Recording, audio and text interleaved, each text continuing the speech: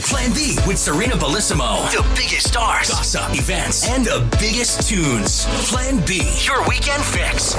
Mark and Aidan, great to have you on the show. Thank you for having us. Mark, congratulations on your first you. feature film. Thank you very much. Was it everything you expected it to be? Yeah, I mean, it turned out a lot better than I thought it would be, to be honest. I mean, just because it's my first film, I didn't really have expectations, apart from getting it made was going to be a challenge. Just because it's low budget, you're always fighting against time, fighting against the weather. But like, I suppose the really exciting part was when we cast Aidan and the kid, Lauren Kinsella.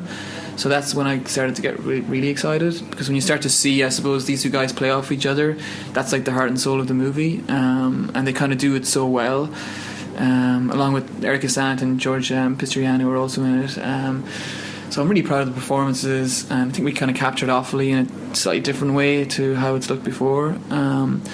And I hope it's a kind of a distinctive film. I haven't seen a lot of films like this before, which kind of you're kind of mixing tragedy, comedy, and drama, which is kind of what I like, and I think Aidan likes as well.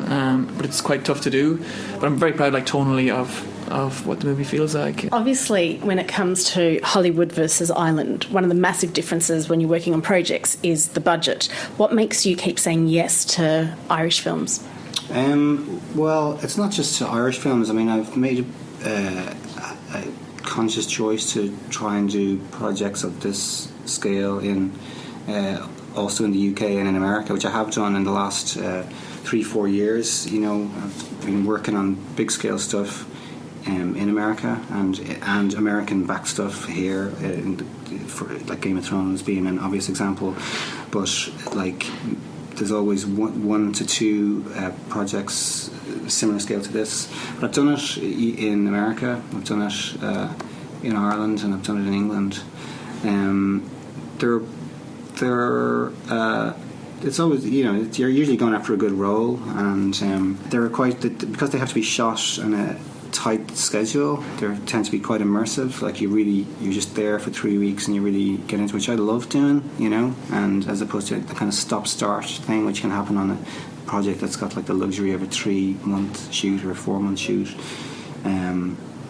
It's just very fulfilling, and I'm also consciously trying to participate in the film industry at that end of the scale and to bring whatever I can to it. Talking about roles, you've played some iconic roles, Love, Hate, Game of Thrones, and my all-time favourite, Carcetti in The Wire. Yeah. When people bump into you in the street, what do they shout out? It's quite a selection of things at this point. Tommy, it used to be Tommy quite a lot of John Boy, a lot of Lord Baelish recently, or My Lord. That's got to be quite cool. My Lord. And then there's quite a lot of people coming back to my name now, which is interesting. So, you know, you never know what you're going to get. And finally, before we get kicked out, I will be killed if I'm not asked about Game of Thrones. Were you as shocked as everyone else with the ending to season 5? And do you know whether or not your character's coming back? I actually don't know what happens next in Game of Thrones. It's not based on any books, and I haven't seen any scripts yet. I thought the last 2 episodes of season 5 were 2 of the best episodes on Game of Thrones. They were shocking, but I thought they were so well directed. David Nutter, brilliant director, directed both of them. They were jam-packed. They had so much going on in them that it was kind of in the hands of a lesser director. They could have been like just too much.